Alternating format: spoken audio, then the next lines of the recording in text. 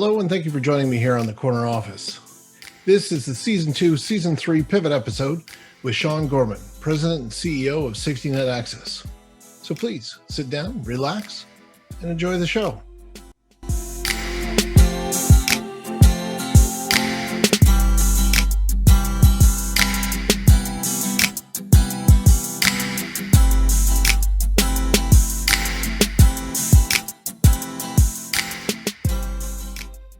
All right, Sean, welcome to the show. Good to have you on here again. Thanks for having me again. I can't believe I made it back. Well, you know, it's with you behind in the production, it's good to get you out front onto the stage every once in a while, right? There you go. All right. So you obviously watch the show. You're one of the tens of followers that we have. What are you drinking today? Today I got my usual, same thing I had last time. I drink my Black Rifle coffee, and I think I'm a little bit addicted to it, but it's good stuff. Nice. Today I'm actually drinking a dark and stormy with some Manchester spiced rum and ginger. That's a little bit harder than mine. It's got a kick to it though, so it'll put hair on your chest and everywhere else you got it. There you go. All right, so you have a joke for us? Well, what kind of a joke do you want? I don't have a whole lot of jokes. How about a good construction joke, something like that? Would that work? Sure. Let's build up. You know what? Never mind. I'm still working on it. That was good. There you go. It's okay. You really put that one together. Yeah. Thanks. Yeah. And you're probably over budget and over time frame. I'm just guessing. All right, so back to the some of the key questions. Of course, this is a pivot episode, so a little bit different. This year, 2021, Safety NetAccess is celebrating our 20 years in business. So kind of want to focus a little bit on that this episode. So, 20 years, it's a huge accomplishment for any company. Can you tell me about the early days? Yeah, I mean, the early days were a lot different. Back in the day, I remember we had an office space that was, I think I've told you about it. You may have seen pictures of it.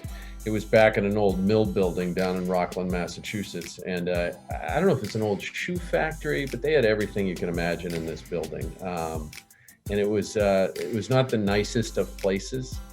So in the beginning, we would, when someone would say, "Oh, we'll come out to your offices," we'd always say, "Oh, we're so far away from the airport. I think it'd probably be best if we met you there." So we'd go meet people at the airport, or we'd meet them at, a restaurant closer to Boston, but we'd never ever bring them to the offices. I mean, it was tough. I mean, there were pigeons flying around inside. It was ridiculous. But hey, look, at the time we were running two different companies.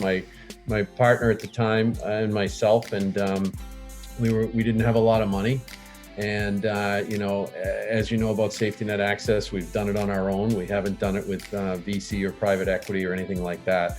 So in the early years, you're doing whatever you can do to make it work, paying the bills, and oftentimes, believe it or not, paying salaries on a credit card just so I could make it through. Those were some crazy times. And at the time, I think around the time we started, I had my first child. The second one came, 3 years later, and the third one a couple of years after that. And even during those times, we were doing a lot on, just Todd and I back in the day were doing our own installs. So I was running cable, doing those types of things, and I'd run into people in the hallways of a hotel, and they'd come up and they'd say, "Hey, any chance I could talk to the CEO?" I'd say, "Yeah, let me see if I can, I'll see if I can talk to him today and maybe have him get back to you." So they had no idea that it was the same guy, that did the sale. That's the CEO that was running cable. So it was an interesting time back then. Yeah, I would imagine. All right. So everything that we've done, of course, in the last 20 years, we've had explosive growth in the last 5, but what is your most, what thing are you most proud of, and why? That's a good question, because there's probably a number of things that have happened over the years that I would say that I'm very, very proud of with the company. Obviously, the time we've been able to put in here and the things we've developed. But I think probably more than anything else, there's probably two things that go along with that. Number one is the people. I'm always amazed at the sort of the people we've been able to assemble here, because our tagline being integrity first in everything we do, and we really believe in that from top to bottom. And I think some people just think of it as just some silly tagline, but you hear about it every day with me. We take it very, very seriously, and it has become the culture for us here. And I think that people make the culture, and when the culture is based on that integrity first attitude, those are the kind of people you get. And so I think that's probably what I'm most proud of. Oh, absolutely.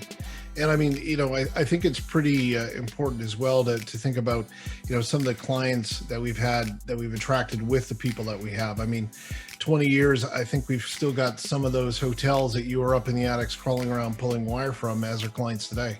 Absolutely. Yep. We still do. And I tell people this all the time. And again, you see it firsthand. I get upset when I lose one hotel, and I'm not talking about some, maybe typical hotel that they might say is a huge brand hotel that has a lot of rooms.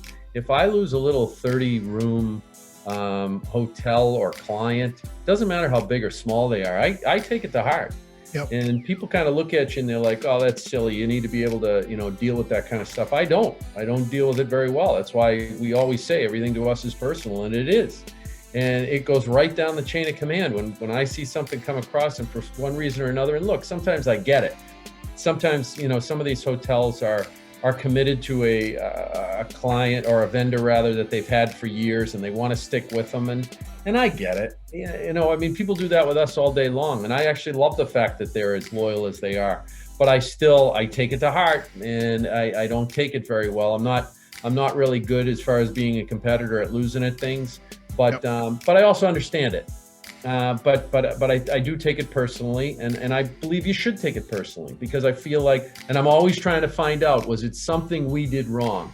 Was it something that we did that, we could have done better? So we always send our client services back to ask them those questions. And look, sometimes in technology, things are going to go wrong. Sometimes things are going to get screwed up beyond maybe even repairing them as properly as you'd like to.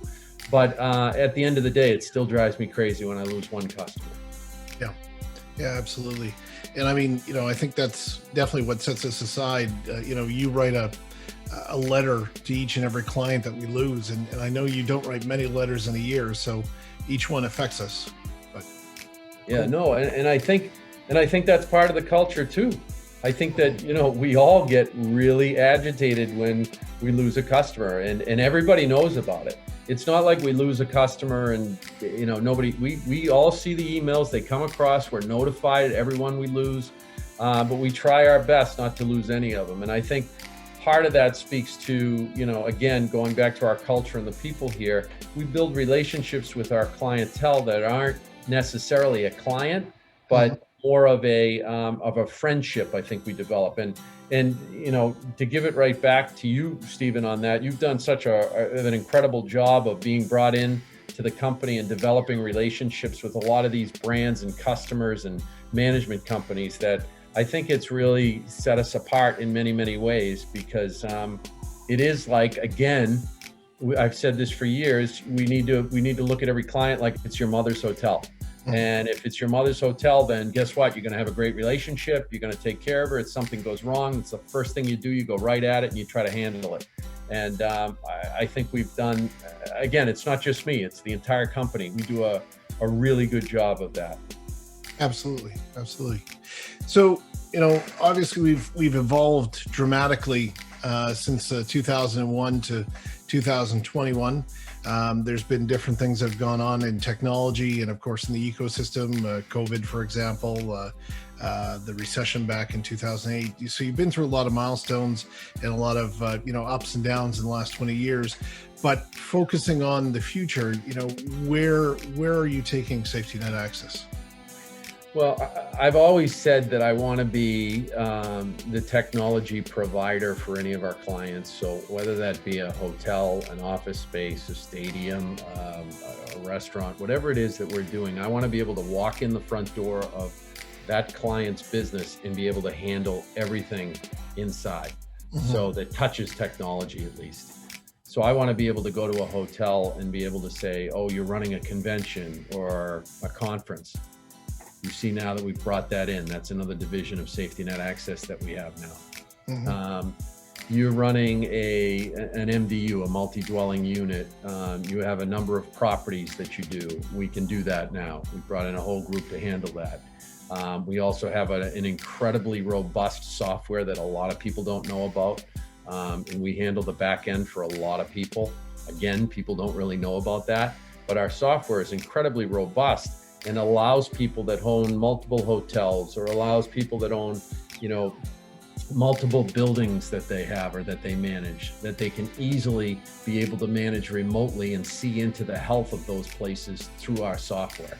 Mm-hmm. So I think when I move to the future, obviously you've seen this year in a terrible time for so many people, we kind of didn't back off. We went right at it, and we brought in, a couple of new divisions. We're getting heavily into a lot of products that people may not think of us as the type of company that does that. We're known as more of an HSIA vendor, but we've really brought in so much more technologies that we can handle, and really it's a result of what we do. Every day we handle. We handle the calls for every type of technology in a hotel, because no matter what, it's our number in that room. So it might be something that doesn't necessarily touch us, but we handle it. I mean, very early on, I can remember we get calls for maybe the Wi-Fi was down. It might not be us, it was the circuit coming in. But we made a decision very early on, regardless, we handle it. Because if you start getting into this pointing fingers at people, it doesn't work well. So we decided, again, very early on in the company, that when those things came in, we know how to handle that. So let's handle it. Let's take care of the circuit for that particular hotel. So that's what we do. And again, I think that's just sort of the way we handle things. Again, if it's your mother's hotel and they call you and it's not really your responsibility, you're going to handle it anyway. And I think that's what we do. We handle it anyway. Good. Well, Sean, definitely appreciate you being here on the Pivot episode. I'm sure we'll have another one between episode 3 and season 3 and 4 that you'll be back for. So maybe start looking. Well, that's if we get to keep you on. I'm thinking some of these late night shows or something may steal you at this point. Netflix has been talking about picking up my series, so it's going to happen. Just do one thing for me. Just remember us little guys when you get there. You know what I mean? Yeah. Well, I think Zach Galifianakis is going to play me in it. So he's been cast in the movie.